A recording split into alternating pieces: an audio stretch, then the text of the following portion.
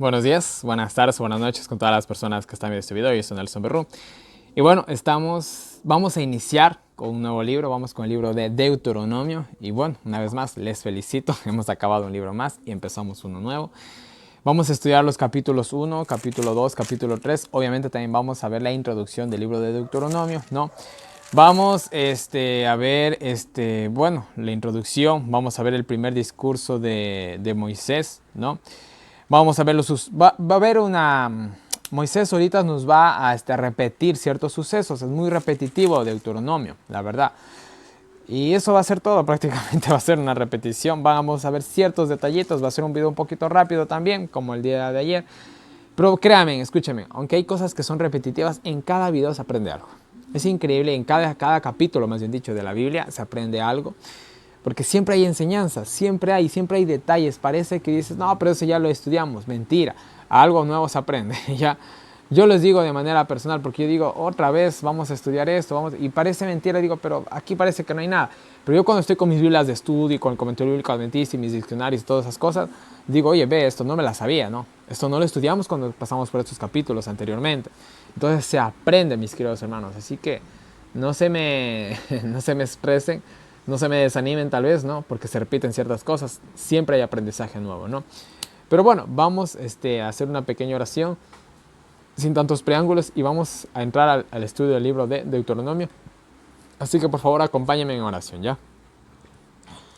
Padre nuestro que estás en el cielo, santificado sea tu nombre. Mi Señor, gracias por un día más de vida. Gracias por permitirme una vez más la oportunidad de grabar sin mí un nuevo video. Mi Señor, hemos terminado un libro y empezamos otro, mi Señor. Gracias por esa hermosa bendición. Permítanos también seguir en el estudio de Deuteronomio, terminarlo, concluirlo, mi Señor.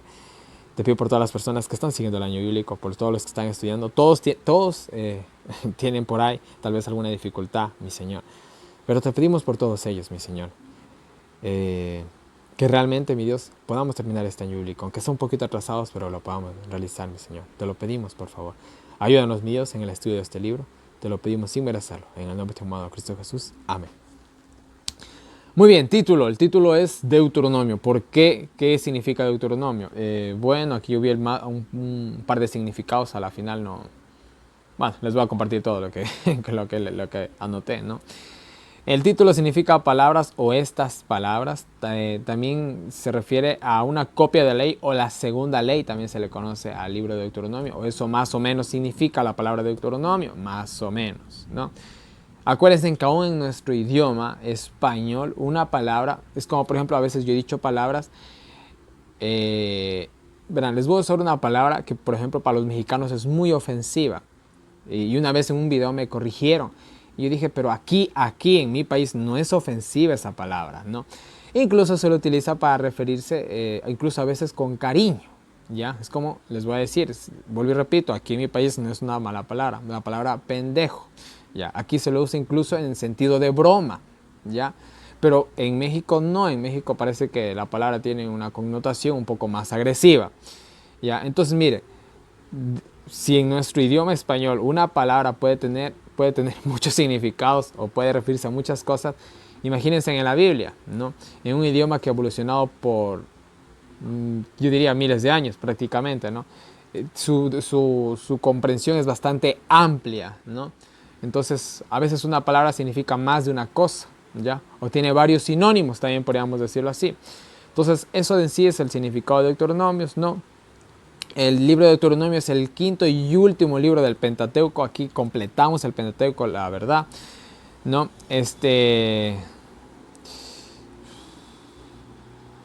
Ya, muy bien, tiene una relación muy amplia con el Éxodo, Levíticos y Números, el libro de Deuteronomio. Esto ya lo vamos a ver a lo largo de este estudio, ya que desde el primer capítulo nos lleva al cautiverio de Egipto, los 400 años, etcétera, etcétera, ¿no? Ahora, ¿quién es su autor? Indudablemente es Moisés. Hay muchos pasajes bíblicos que lo afirman. Yo les voy a dar les voy a dar algunos. Mateo 19, versículo 7, versículo 8, ¿no? Marcos, ahí se cita en Mateo 19, 7, 8, se cita Deuteronomio 24, 1. También tenemos Marcos 12:9, donde se cita Deuteronomio 25:5. Tenemos Juan capítulo 1, versículo 17 y capítulo 7 y versículo 19, donde se cita Deuteronomio capítulo 4 y versículo 44. Y bueno, ahí tenemos algunos capítulos más que no les voy a leer ya para no cansarlos. De igual manera, tenemos en el Espíritu de Profecía con el libro Patriarcas y Profetas en la página 536. Se habla de que, bueno, las órdenes y las enseñanzas que se fueron entregadas a Moisés, etcétera, etcétera. O sea, hay evidencia hasta decir basta para saber que realmente Deuteronomio fue escrito por Moisés, ¿no? Realmente es uno de los libros que realmente muy poco se duda de que haya sido escrito por Moisés, ¿no? El marco histórico, ¿en qué año se escribió este libro de Deuteronomio? Pues bueno, se cree que debió haber sido alrededor del año 1405. Vuelvo y repito, es alrededor. No se puede dar una fecha exacta, decir, fue en ese año, en ese mes, en ese día y en esa hora. No se puede. La historia es bastante extensa y bueno, tiene muchos huecos, así que realmente no se sabe, pero más o menos se cree el año 1405 antes de Cristo, ¿no? Hacia el primer día del 11º mes del año 40 del Éxodo fue cuando se escribió, ¿no? Fue justamente en los meses que permanecieron allí, bueno, antes de cruzar el Jordán, prácticamente antes de entrar a la tierra de Canaán, fue cuando se escribió el libro de Deuteronomio. No, ¿qué más? Y esto es prácticamente un discurso de Moisés. Es la despedida de Moisés. Son las últimas palabras de Moisés prácticamente, ¿no? Ahora miren, aquí por ejemplo el tema nos dice, miren, dice, voy a leer, les dice, el libro es histórico, legislativo y exhortatorio. Está formado principalmente por 4 discursos o 3 según algunos especialistas. Bueno, con notas que lo unen, dice. El primer discurso anuncia la destitución de Moisés de su puesto directivo, ¿no? El segundo discurso repasa el decálogo como base del pacto de Dios e Israel. Ya amonesta a Israel a obedecer. El cuerpo del discurso está formado por bueno, etcétera, etcétera. El tercer discurso concierne al ritual de la bendición y la maldición, que eso es muy bueno, eso sí me acuerdo, ya vamos a llegar ahí. El cuarto discurso nuevamente presenta con un breve resumen histórico una exhortación a guardar la ley y explica el pacto en el corazón. Interesante, ya vamos a llegar ahí, ¿no? Entonces aquí nos habla de que realmente está dividido en 4 partes. Yo, por ejemplo, en la Biblia Mundo Hispano, ellos la habían dividido como en 3 partes de 5. Ya, así lo habían dividido. Muy interesante, yo ya les voy a citar eso, ¿no? Ya vamos por allá.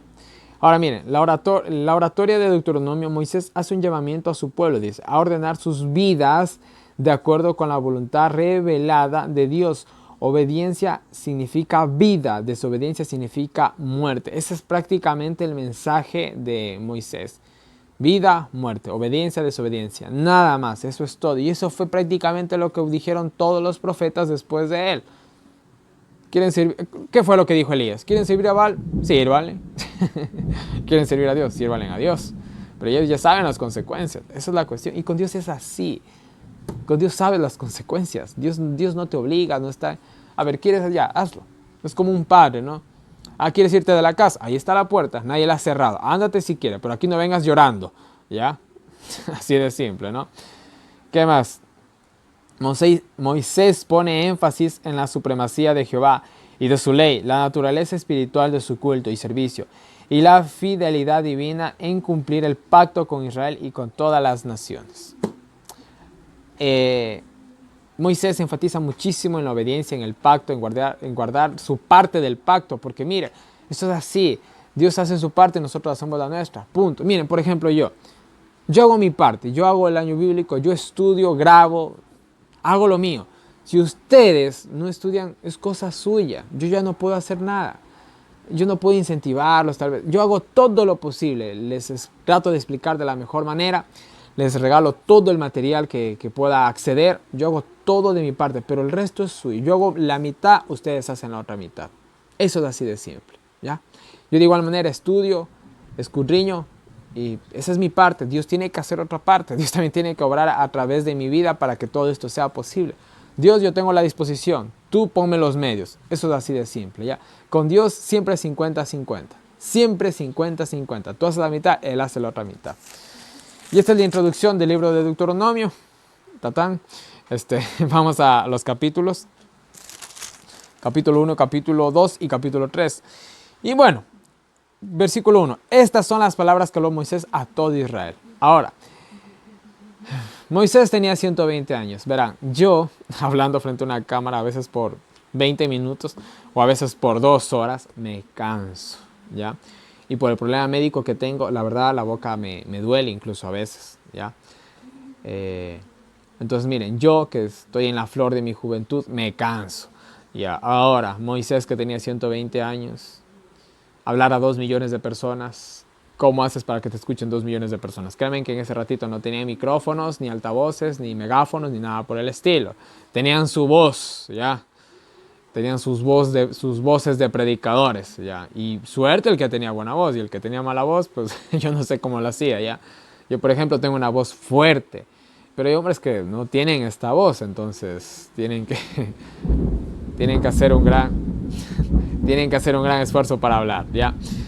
Entonces miren, más que seguro es que los líderes de cada tribu repitieron las palabras de Moisés. Más que seguro fue eso, ¿no? Ahí jugaron un papel muy importante los 70 ancianos, los príncipes de cada tribu, los mismos levitas, etcétera, etcétera, etcétera, ¿no? Ellos fueron los portavoces, ¿no? Y bueno, aquí se describen muchas cositas. Dice, bueno, a ver,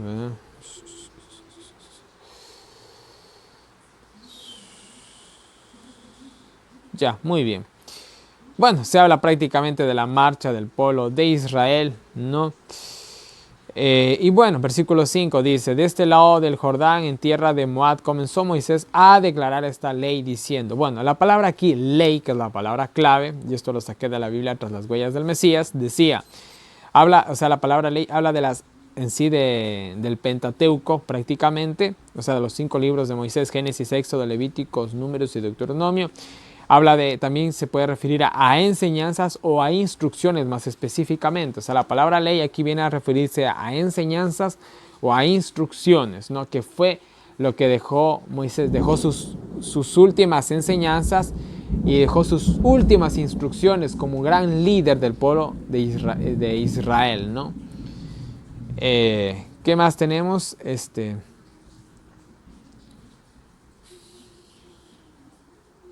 Ya, muy bien, nada más eso, ¿no? Ahora, comenzamos del versículo 6 en adelante, nos vamos del versículo 6 en adelante hasta el capítulo 3, nos vamos de largo, prácticamente es lo mismo, ¿no? Aquí vamos a ver, ¿qué les digo? Un recordatorio de todo lo que ellos habían pasado, ¿no? Bueno, entonces miren, aquí comienza a hablarse con los sucesos desde bueno, aquí habla desde el Sinaí hasta Canaán, ¿no? Aquí comienza la historia desde que ellos están en el Sinaí en adelante, ¿no? Y bueno, comienzan las marchas, versículo 8, se recuerda la promesa que se hizo Abraham, Isaac y Jacob, ¿no? Aquí se habla de que cuando Moisés estaba cansado, estresado, el pobre tipo también, no tenía todo un pueblo que lidiar, vino Jetro, su suegro, y le dio un consejo, ¿no? También, aquí Moisés en el versículo 10 cita, ¿no? La promesa cumplida prácticamente que se hizo en Génesis 15:5 de que ellos iban a ser como las estrellas del cielo que no se podía contar, ¿no? Les dejo una bendición para que Dios los bendiga y sean 1000 veces más. Des en cuenta las hermosas palabras de Moisés, ¿no?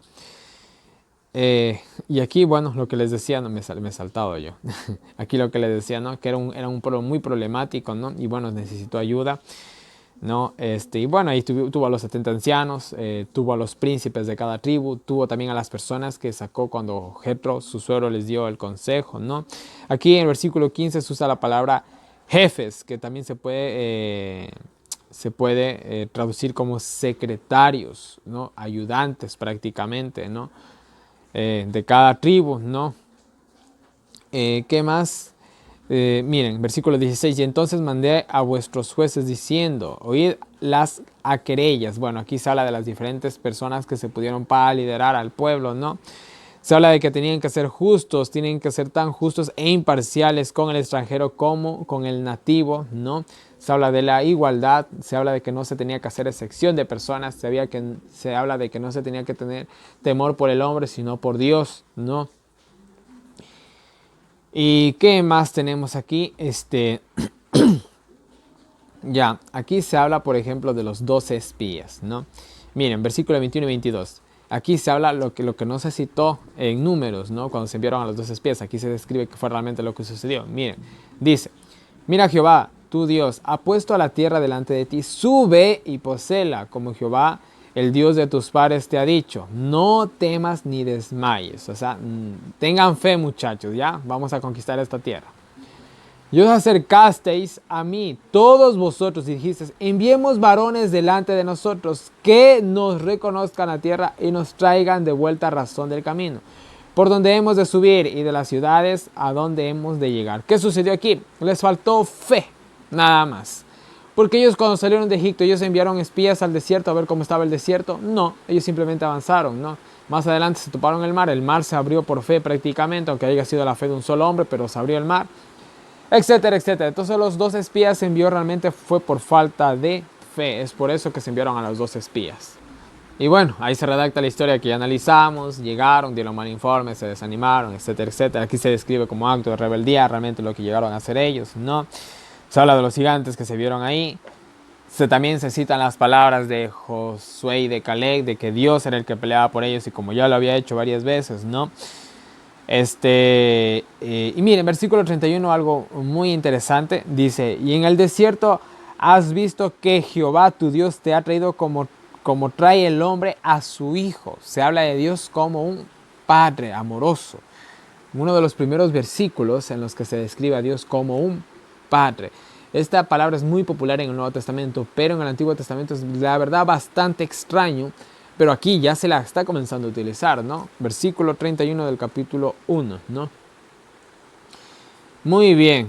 Entonces miren, y aquí también se habla en los versículos 34 en adelante de la pena que les tocó a ellos,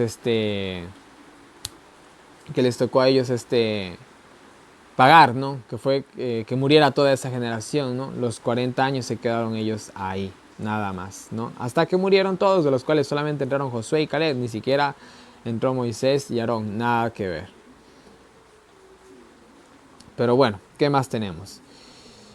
Los que les fue bien fueron los niños, ellos por su inocencia pudieron entrar. Realmente los que no pudieron entrar fueron mayores de 20 años. De ahí, de los de 20 años para abajo, todos pudieron entrar, pero los de 20 para arriba no pudieron entrar. En pocas palabras, ¿no? También se describe, ¿no? De que cuando ellos ya se enteraron de que no podían entrar a la tierra de Canaán, hubo un falso arrepentimiento, ¿no? Entonces quisieron entrar, pero ya era demasiado tarde, ¿no? Entonces miren, aquí se utiliza un término interesante en el versículo 44. Dice, los amorreos que habitan, dicen, en aquel monte salieron a vuestro encuentro y persiguieron como lo hacen las avispas. Y los derrotaron en Seir hasta Hormá, ¿no? Se utiliza la palabra avispas. Avispas para describir a un enemigo que te está atacando, te está persiguiendo. Una vez en mi primera acampada, cuando estábamos en media montaña, estábamos buscando un lugar para acampar, nos topamos con avispas. Entonces estábamos ahí y en eso escuchamos un sonido y era de esas avispas que aquí en mi país hay unas avispas que son amarillas que pican riquísimo, ¿ya? Te da hasta fiebre de la picazón. Entonces yo las alcancé a ver y dije, avispas, y todos salimos pero corriendo. Ahí se quedó todo lo que habíamos hecho, ¿no? Entonces tuvimos que coger otro camino. Entonces miren, un término muy interesante, avispas. ¿Qué más tenemos?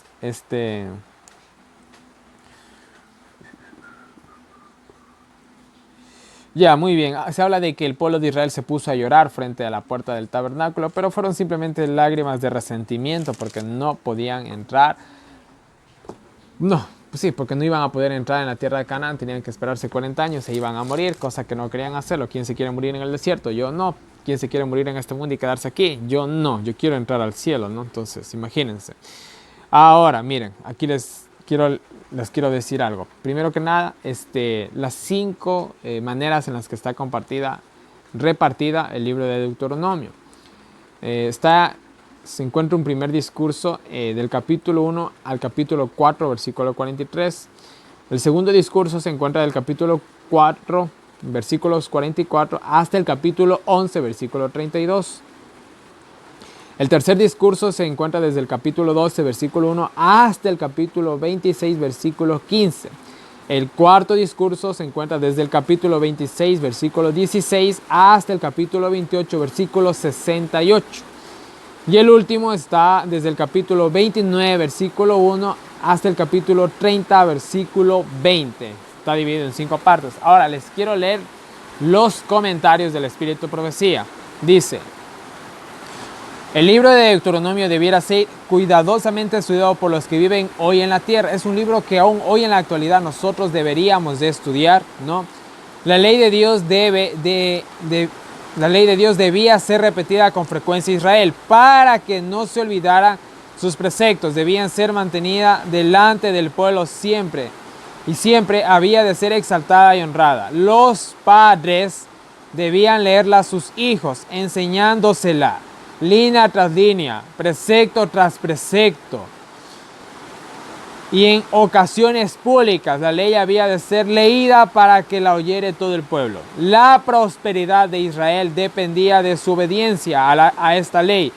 Si eran obedientes les iba a dar vida, si eran desobedientes, muerte. ¿Se deberían de repetir estas cosas hoy en la actualidad? Claro que sí.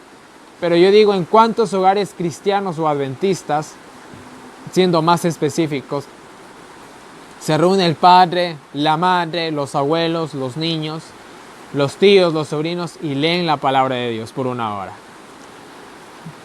Yo espero que así sea en todos los hogares cristianos.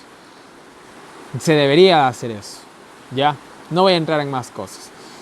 ¿Qué más nos dice el comentario de Espíritu y Profecía? Dice: el Señor Dios del cielo es nuestro líder. Es un líder a quien podemos seguir con seguridad, pues no comete errores. Moisés y Aarón fueron los líderes visibles del pueblo. El líder invisible dio a Moisés instrucciones para que las transmitiera al pueblo. ¿Quién era el verdadero líder? El que manejaba todo era Dios. Moisés y Aarón simplemente eran representantes, ¿no? Como lo van a hacer ahora Josué y Eleazar. Y terminando nos dice: si Israel hubiese obedecido a las directivas que le fueron dadas por Moisés, ninguno de los que comenzaron el viaje al salir de Egipto hubieran caído en el desierto, presa de la enfermedad y de la muerte. Nosotros ya hablamos de muchas cosas que hicieron bien y muchas más que hicieron mal. Y solamente destacando una, la reforma pro salud. Solo por la comida murieron miles. Hoy en la actualidad, el mal llamado mundo cristiano se está muriendo. Y son un pésimo ejemplo de vida. ¿Por qué? No hacen caso a las directrices de Dios. ¿Qué dicen ciertas iglesias protestantes o mal llamadas protestantes? Vamos a usar mejor la palabra evangélicas. No, si se puede comer de todo. Come de todo, pues, y a ver cuánto tiempo más vas a vivir. Y de igual manera a veces los mal llamados adventistas. Se puede comer animales limpios. Y bueno, dicho en pocas palabras, si hacemos caso a todo lo que Dios nos dice, vamos a tener buenas vidas. Eso es todo, mis queridos hermanos. No hay nada más que decir. Vamos al capítulo 2.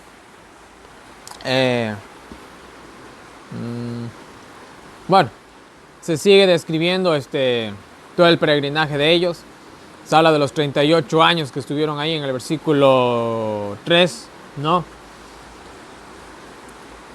Y bueno, aquí se dan ciertas órdenes específicas para que no se dañe a los hijos de Saúl, que eran hermanos prácticamente del pueblo de Israel, y a los hijos de Lot, ¿no? Estamos hablando de Edom, de Moab y de Amón. A ellos se les prohibió que el pueblo de Israel les hiciera algo totalmente.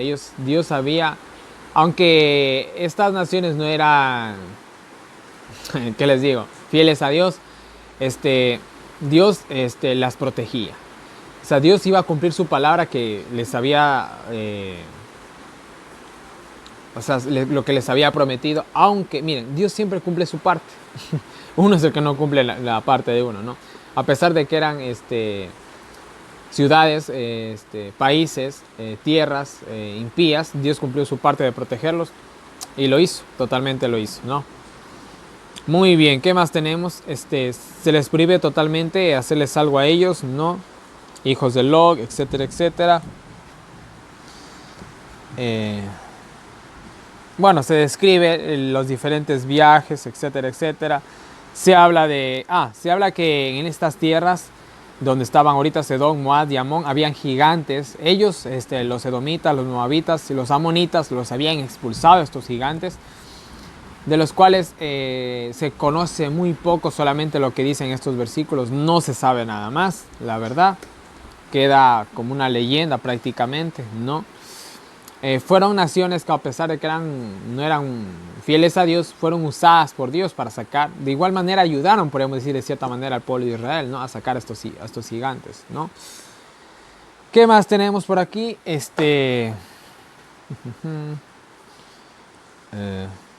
Nada más. Bueno, aquí se describen las batallas que hubieron, que se describieron en los últimos capítulos de Números. Nada más. Por ejemplo, aquí se habla de... del rey Esbón, ¿no? Se habla de la caída del amorreo. Eso ya lo vimos, ¿no? Versículo 30 dice algo interesante con respecto a los amorreos o al rey Esbón de los amorreos. Sí, ¿no? Que dice, más Seón, rey de Esbón, es Seón, rey de Esbón, no quiso que pasemos por su territorio, porque Jehová tu Dios había endurecido su espíritu e hizo obstinado su corazón para entregarlo en tu mano como hasta hoy. Prácticamente lo mismo que pasó con Faraón. ¿Qué fue lo que sucedió con Faraón? Realmente cada ser humano tiene libertad, tiene libre albedrío, ¿no? Pero realmente este hombre se había endurecido a sí mismo, había endurecido su corazón por los actos de Dios, ¿no? Él había visto al pueblo de Israel que ya venía venciendo a los egipcios, etcétera, etcétera. Entonces él dijo, no, a estos les vamos a detener, los vamos a matar, ¿no? Los vamos a exterminar. Fue realmente por los mismos hechos de Dios que él mismo endureció su corazón. Nada más, es lo mismo que hizo Faraón. Faraón, con cada milagro que veía, más se cerraba, ¿no? No era Dios que le cerró el corazón, nada que ver, ¿no? ¿Qué más tenemos? Y bueno, se habla de la derrota que hubo, etcétera, etcétera, no hay mucho que comentar. Capítulo 3, se habla de Og, rey de Basán, los gigantes, ¿no?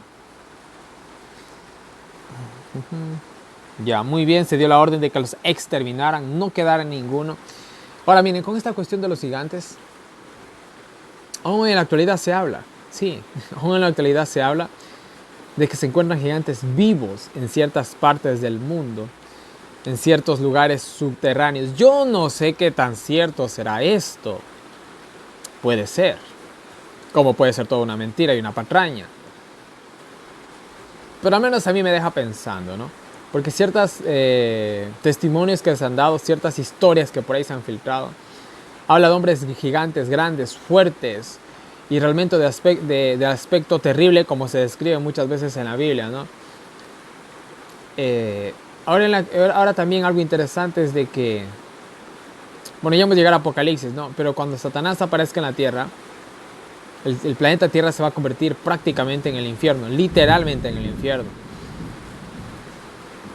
Bueno, hay mucho que decir, ahí ya hemos de llegar a Apocalipsis, vamos a dejar las cosas así simplemente, ¿no?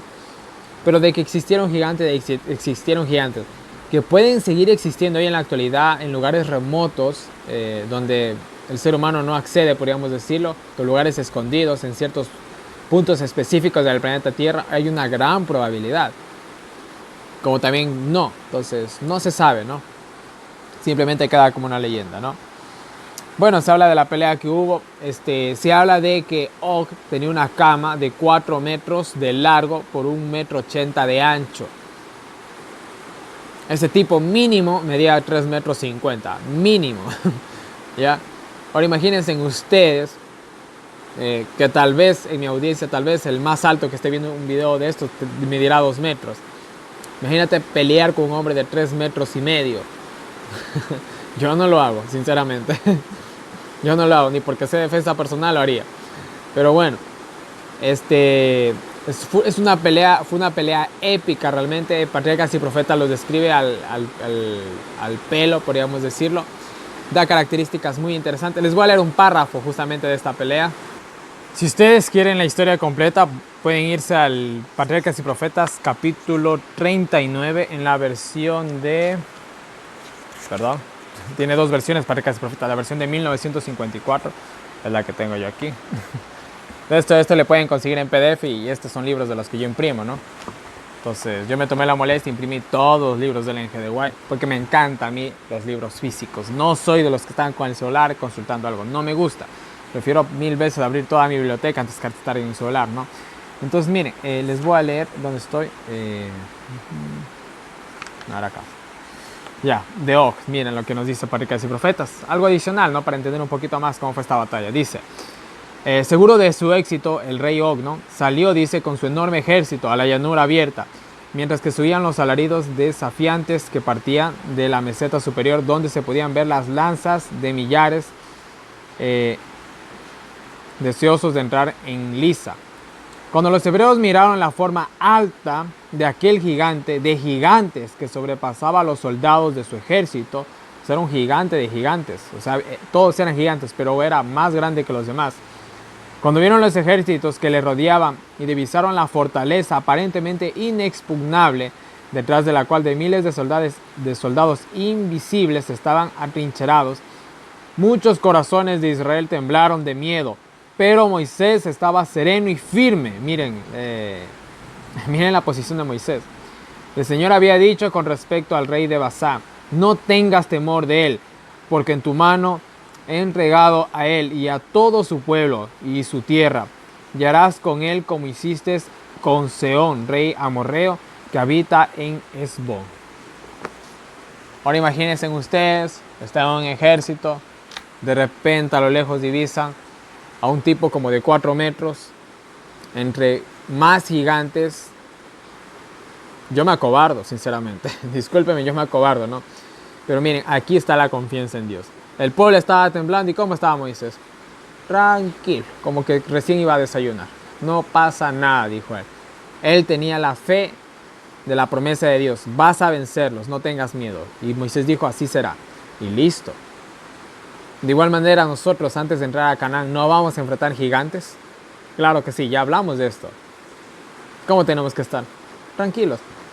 Yo a veces cuando me pongo a hablar de profecías, predico de profecías, la gente se pone mal, ponen caras largas, asustados. Y yo les digo, pero estén tranquilos. Al pueblo de Dios no le va a pasar nada. Y si nos llega a pasar algo, tenemos la paz y la seguridad. Cuando ustedes van al libro El conflicto de los siglos, nunca van a ver a un solo reformador llorando o suplicando por su vida antes de morir. Morían en paz, con tranquilidad. ¿Me entienden? Yo les digo algo.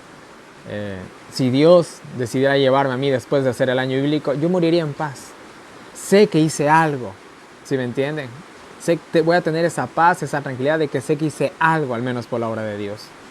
¿Ya? No me importaría mi futuro, podríamos decir, en esta tierra, que en esta tierra no hay futuro, ¿no? Lo que me importaría es que hice algo por la obra de Dios, ¿no? Entonces, miren, cuando uno está en buena conexión con Dios, tiene paz, pero cuando uno está en mala conexión, desastre, les digo así, ¿no? Yo tengo esa lucha diaria, a veces estoy bien, a veces estoy mal. Hoy, por ejemplo, hoy he estado bien, he estado muy tranquilo, todo bien, todo me ha salido bien. Entonces me siento bien y les transmito también ese bienestar a ustedes, ¿no? Pero bueno, esa es la pelea que hubo con Og, rey de los gigantes, ¿no? También se describe que los rubenitas, ¿no? Y los gaditas, ¿no? Quisieron la tierra de los amorreos y la tierra de Basán de Og, rey de los gigantes, ¿no? Esto ya vimos recientemente, ¿no? Que realmente se les concedió a cambio de que ellos ayudaran a sus hermanos a entrar a la tierra de Canaán, etcétera, etcétera, ¿no? ¿Qué más tenemos? Y al final tenemos algo bastante triste, ¿no? Después de todo esto, Moisés dice, lloré a Jehová en aquel tiempo diciendo, busqué el favor de Dios por mí mismo, pues se podría también describir o escribir. Señor Jehová, tú has comenzado a mostrar a tu siervo tu grandeza y tu mano poderosa. ¿Por qué? ¿Qué Dios hay en el cielo, en la tierra, que haga según tus obras y conforme a tus proezas? Bueno, aquí a Dios lo pone sobre todos los dioses, porque se creía, ¿no?, que los dioses, ¿ya?, menores, los dioses paganos, vivían en el cielo. Entonces Dios era Dios sobre todos esos dioses, ¿no? Es lo que está tratando de decir Moisés. Pase yo te ruego y vea aquella tierra buena que está más allá del Jordán, aquel monte de Líbano, ¿no? Bueno, Líbano realmente se refiere a laderas frescas y boscosas, o sea, un monte lleno de bosque, pero fresco. Ahora imagínense, están en el desierto. Están en el desierto. Lo que más van a anhelar ahí es un aire fresco, un aire de una montaña, de una selva. Es como, por ejemplo, en mi país está el Amazonas, una de la selva, creo que es la selva más húmeda del mundo, porque realmente es muy boscosa, hay mucho bosque ahí, ¿no? Entonces él anhelaba entrar en esa tierra y disfrutar el caminar en medio de sus bosques, ¿no? Pero Jehová estaba enojado conmigo por causa de vosotros, por lo cual no me escuchó y me dijo, Jehová, bástate, no me hables más de este asunto. Jehová le dijo, no vas a entrar en Canaán y punto. Así que cámbiame de tema. Tristeza para Moisés, ¿no? Sube a la cumbre de Pisga y alza tus ojos al occidente y al norte y al sur y al oriente. Y ve con tus ojos porque tú no cruzarás este Jordán, ¿no? Pues posiblemente Pisga sea otro nombre para Nebo, ¿no? Posiblemente. Entonces miren, a él solamente se le prometió de que iba a poder ver la tierra de Canaán, nada más, no iba a cruzar ni siquiera el Jordán, tristemente, ¿no? Y manda a Josué y anímalo y fortalécelo, porque él pasará delante de este pueblo y él les hará heredar la tierra que tú verás, ¿no? Y paramos en el valle delante de Bet Peor, ¿no? Que Bet Peor significa casa de deseo, que justamente se puso este nombre posiblemente por el deseo que tenía Moisés de entrar en la tierra de Canaán, pero que lastimosamente no lo pudo cumplir, no lo pudo realizar, pero Dios tenía algo mejor para él, ¿no? Entonces, mis queridos hermanos, este ha sido el día número 28 de febrero con los capítulos 1, 2 y 3 de Deuteronomio y la introducción. Y bueno, creo que hemos aprendido cositas nuevas, ¿no? Una vez más, ahí tienen en pantalla mi información de contacto, ahí está mi número de WhatsApp a todas las personas que me quieran escribir, agregar preguntas, respuestas, sugerencias, correcciones, cualquier cosita. Escríbame, me tardo en responder, pero respondo, mis queridos hermanos. De igual manera, para todas las personas que me colaboran o me quieren colaborar, ahí tienen las diferentes maneras en las que lo pueden hacer. Yo no puedo decir nada más que muchísimas gracias por todo su aporte, su ayuda, sus oraciones, sus agradecimientos, sus palabras de ánimo, mis queridos hermanos. Yo les agradezco de manera infinita. Créanme que cada mensaje que me dice hermano Nelson, siga adelante. Hermano Nelson, te agradezco por todo, etcétera, etcétera. A mí me ayudan, me animan a seguir adelante y yo les agradezco. Por favor, váyanse a la descripción de este video, en el enlace que dice diagramas, para que puedan descargarse los diferentes diagramas, imágenes, libros, archivos que he compartido de todo el año bíblico para que el estudio del año bíblico sea más completo. De igual manera, ahí está un enlace para PayPal para todas las personas que quieran colaborar con este servidor. Y bueno, mis queridos hermanos, no les canso más. Que Dios nos bendiga con nosotros, nos ayude a seguir adelante y nos vemos el día de mañana con un nuevo video.